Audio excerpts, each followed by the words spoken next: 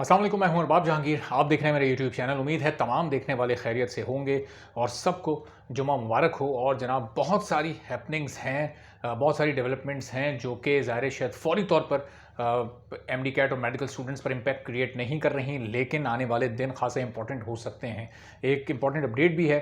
और गुज़िश्ता रोज़ इस तरह से कमेटी का इजलास हुआ था, स्टैंडिंग कमेटी फॉर एजुकेशन का, और उसमें डॉक्टर अफजल धानला जो उस कमेटी के चेयरमैन हैं, उनकी जानिब से पीएमसी को कुछ तजावीज़ दी गई थी कि जनाब जो सेंटर्स का इशू है आप इसको हल करें, और इसके साथ साथ जो स्टूडेंट्स के मसाइल हैं उनको भी फौरी तौर पर हल करें। किसी स्टूडेंट के साथ कोई नाइंसाफ़ी नहीं होनी चाहिए, चाहे इसके लिए आप 10 से 15 दिन का वक्त ले लें। एक तरफ ये डेवलपमेंट रही, एक दबाव तजावीज़ की सूरत में स्टैंडिंग कमेटी ने पीएमसी पर डाला, जो कि काम करना शुरू भी हो गया है।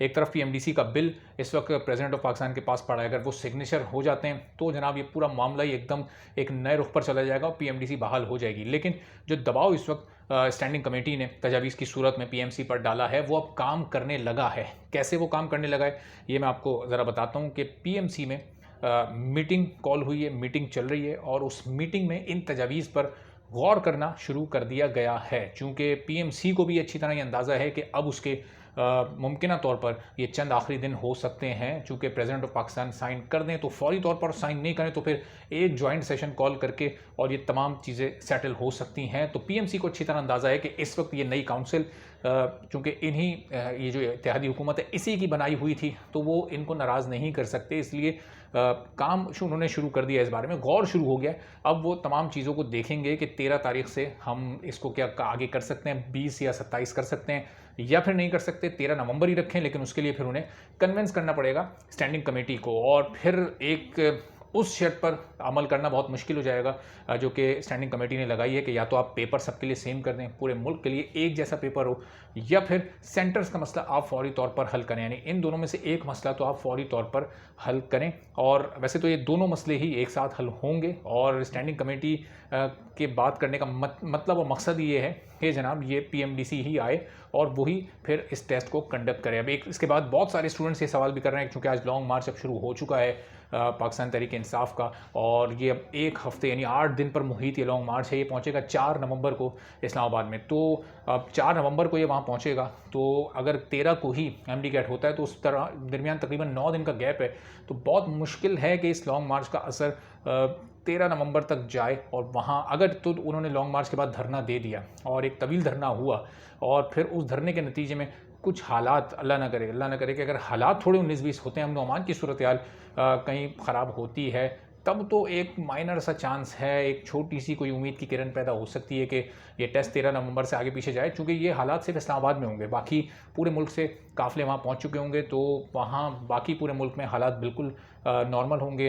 तो इसलिए लॉन्ग मार्च का कोई ख़ास इफेक्ट इस पर नहीं होने वाला। लॉन्ग मार्च से आप कोई उम्मीदें ना लगाएं। हाँ, सेनेट की जो स्टैंडिंग कमेटी फॉर एजुकेशन है वो, और फिर प्रेसिडेंट ऑफ पाकिस्तान के पास जो पीएमडीसी बिल है वो, ये दो इंपॉर्टेंट चीज़ें हैं जिन पर फोकस करने की और जिन पर तवज्जो देने की ज़रूरत है। लेकिन सबसे ज़्यादा तवज्जो देने की ज़रूरत अपनी जो प्रिपरेशन है उस पर है।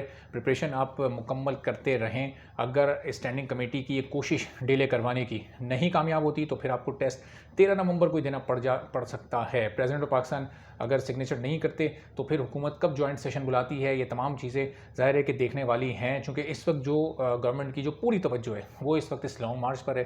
ज़ाहिर है उनके पॉलिटिकल ओपोनेंट, सबसे बड़ी अपोजिशन जमात इस वक्त लॉन्ग मार्च कर रही है, तो उनकी ज़्यादा तवज्जो प्रायोरिटी इस वक्त इस लॉन्ग मार्च को रोकने पर और इसको महदूद करने पर है। तो शायद उनके जहन में इस वक्त ये तमाम चीज़ें नहीं चल रही। इसीलिए प्रेसिडेंट ऑफ पाकिस्तान से भी कोई ख़ास रिक्वेस्ट हुकूमत की तरफ से नहीं की जा रही कि जी वो तमाम बिल्स पेंडिंग आपके पास पड़ें।